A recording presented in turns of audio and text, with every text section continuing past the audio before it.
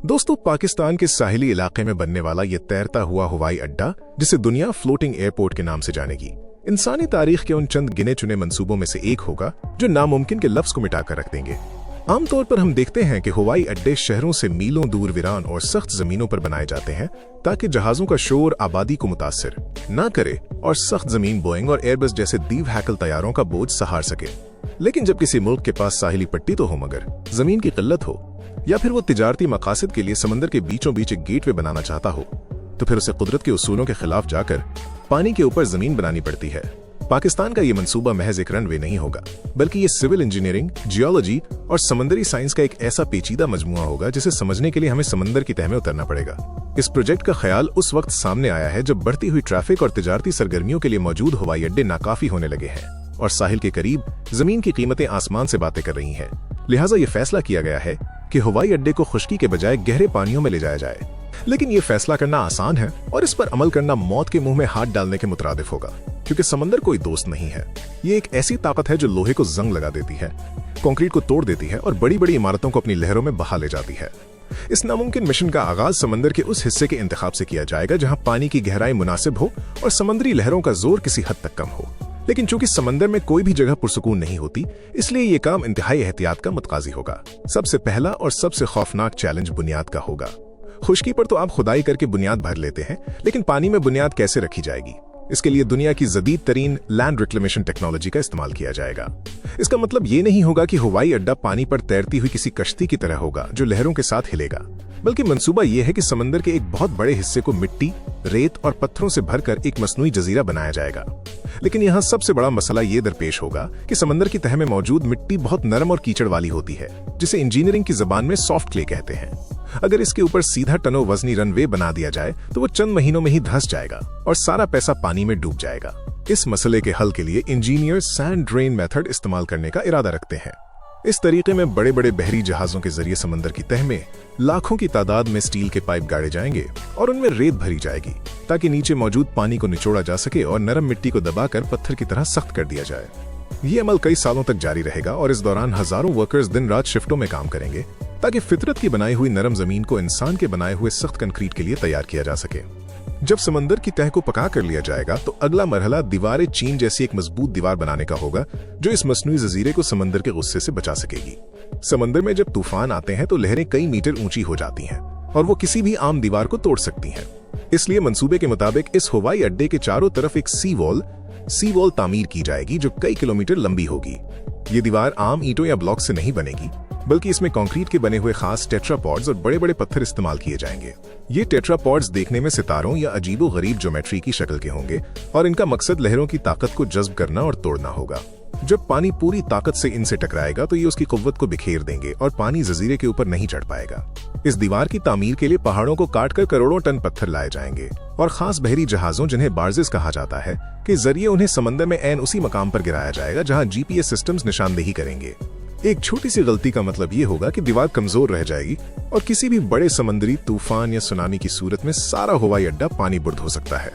इस दीवार की लागत ही इस पूरे प्रोजेक्ट के बजट का एक बहुत बड़ा हिस्सा खा जाएगी, लेकिन इसके बिना हवाई अड्डे का वजूद मुमकिन नहीं होगा। जमीन तैयार होने और दीवार बनने के बाद अगली बारी इस वीरान पथरीले जजीरे को एक जदीद हवाई अड्डे में तब्दील करने की होगी। लेकिन यहाँ एक और मसला सर उठा सकता है और वो है सेटलमेंट या जमीन का बैठना। दुनिया में जहां भी समंदर में हवाई अड्डे बनाए गए हैं, जैसे कि जापान का कंसाई एयरपोर्ट, वहां ये मसला पेश आया है कि वक्त के साथ साथ मसनूई जजीरा अपने वजन की वजह से नीचे धंसता जाता है। पाकिस्तान के इस मजहूर प्रोजेक्ट में इस खतरे से निपटने के लिए टर्मिनल बिल्डिंग्स के नीचे जैकअप सिस्टम नस्ब करने का मंसूबा है। ये एक ऐसा जदीद निजाम होगा जिसमें इमारत के स्तूनों के नीचे हाइड्रोलिक जैक्स लगे होंगे और साथ ही हसास सेंसर्स भी मौजूद होंगे। अगर सेंसर्स ये महसूस करेंगे कि जमीन का कोई हिस्सा 1 मिलीमीटर भी नीचे जा रहा है, तो ये जैक्स मुतहर्रिक हो जाएंगे और इमारत के तवाजुन को बरकरार रखने के लिए इसे ऊपर उठा देंगे या लेवल कर देंगे। ये टेक्नोलॉजी इतनी महंगी और पेचीदा है कि इसे दुनिया के गिने चुने मंसूबों में ही इस्तेमाल किया गया है। इसके अलावा इमारतों का ढांचा बनाने के लिए रिवायती भारी भरकम सरिया और सीमेंट के बजाय हल्के लेकिन इंतहाई मजबूत स्टील और शीशे का इस्तेमाल किया जाएगा ताकि जमीन पर कम से कम बोझ पड़े। टर्मिनल की छत को एरोडायनामिक शक्ल दी जाएगी ताकि समंदर की तेज हवाओं का दबाव इमारत को नुकसान न पहुंचा सके, क्योंकि खुले समंदर में हवा की रफ्तार अक्सर 150 किलोमीटर फी घंटा से भी तजावुज कर जाती है। हवाई अड्डे का सबसे अहम हिस्सा उसका रनवे होगा, और समंदर के बीच में रनवे बनाना खुश्की के मुकाबले में कहीं ज्यादा मुश्किल है। समुद्री हवा में नमी और नमक की मिकदार बहुत ज्यादा होती है, जो आम तारकोल एस्फाल्ट को बहुत जल्द खराब कर देती है। अगर रनवे में दरारें पड़ जाएं तो जहाज के उतरते वक्त बड़ा हादसा हो सकता है। इसलिए यहाँ एक खास किस्म का पॉलीमर मॉडिफाइड एस्फाल्ट इस्तेमाल किया जाएगा, जो न सिर्फ पानी और नमक के खिलाफ मज़ाहमत रखेगा, बल्कि शदीद गर्मी और सर्दी में भी अपनी शक्ल बरकरार रखेगा।